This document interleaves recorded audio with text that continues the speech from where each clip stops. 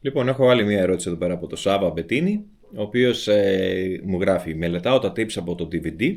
Υπάρχει λοιπόν το tip για τον μπάσο και τη μίξη του καναλιού ενισχυτή με τον DI. Το οποίο ακούγεται γαμάτο σαν ιδέα, παίρνει τα καθαρά από το ένα και τα distorted από το άλλο. Τι γίνεται όμως με την ακύρωση φάσης που ενδεχομένως να αντιμετωπίσεις? Θεωρητικά έχουμε δύο σήματα πανομοιότυπα που κινούνται παράλληλα. Phase cancellation δεν αντιμετωπίζουμε. Λοιπόν, Σάβα, όντως είναι ένα καταπληκτικό trick αυτό.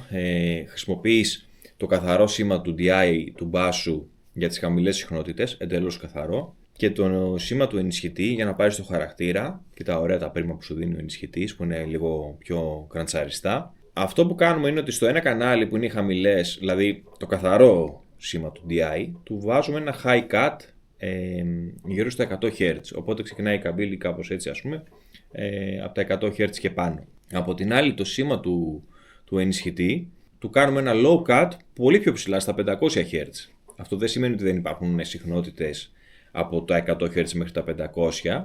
Όχι, υπάρχουν.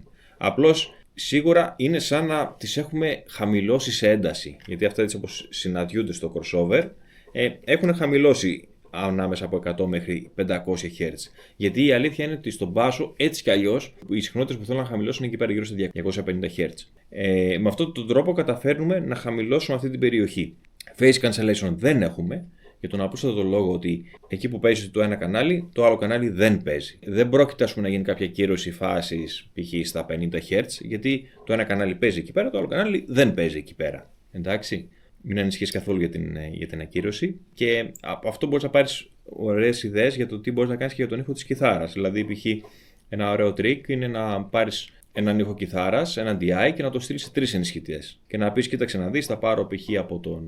από τον ρόχτρον, ας πούμε, τις χαμηλές συχνότητες, θα πάρω μετά τις μεσαίες συχνότητες από το μέσα μπούκι και τις πριμαριστές να τις πάρω από έναν orange ενισχυτή, και στο τέλος να φτιάξει ένα ήχο ο οποίος να μην υπάρχει πουθενά, ας πούμε. Θα είναι πολύ πρωτότυπος και πολύ μοναδικός αυτός ο ήχος. Εύχομαι να βοήθησα. Για επόμενες ερωτήσεις στείλτε μου μήνυμα και θα τις απαντήσω σε επόμενο βίντεο.